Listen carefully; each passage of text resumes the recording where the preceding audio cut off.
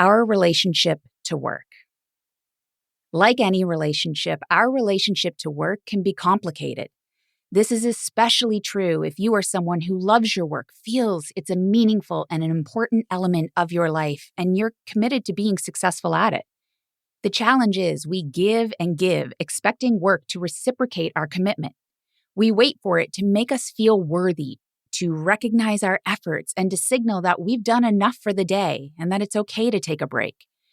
And when work just keeps coming, regardless of our capacity or circumstances, we blame it for consuming and depleting us, for causing us to doubt ourselves, or for not allowing us to be happy. While many important factors contribute to your relationship with work, let's be very clear.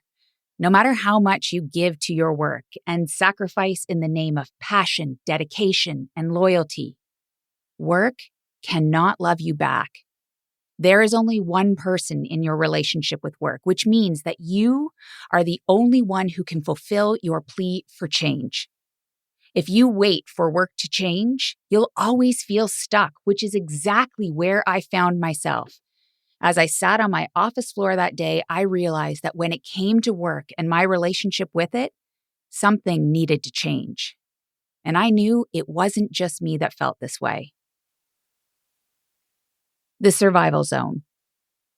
At the time I wrote that letter to work, I was the global head of leadership research and innovation at an organization where I regularly assessed, trained, and coached leaders and their people in the skills of emotional intelligence.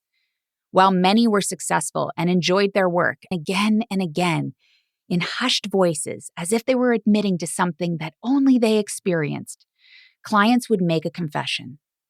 Regardless of how passionate they were about their careers or how committed they were to their jobs, they often felt stuck in what I refer to as the survival zone.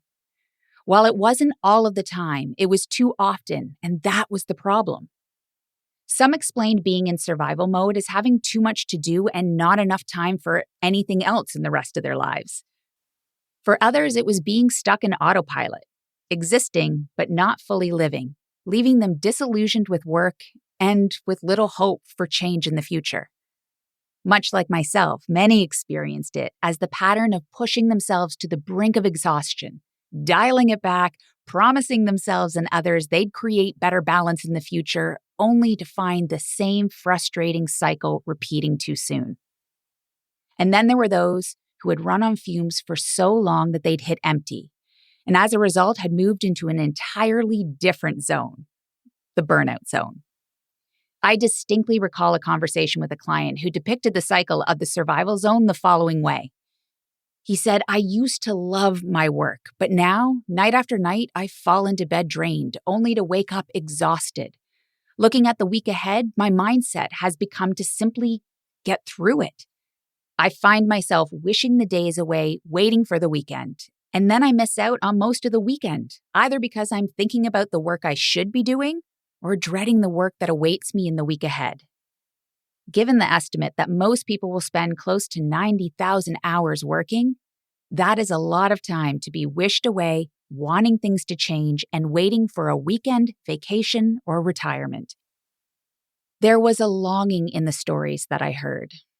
Following a keynote I delivered for a business association, a gentleman approached me with notable shame in his voice, and he asked, "I want to be a better leader for my people, but most days, I just feel too tired to do it. Is there something wrong with me?" We aren't broken, but with stress, burnout, and job resignation being reported at record highs, something about the way we are working certainly isn't working.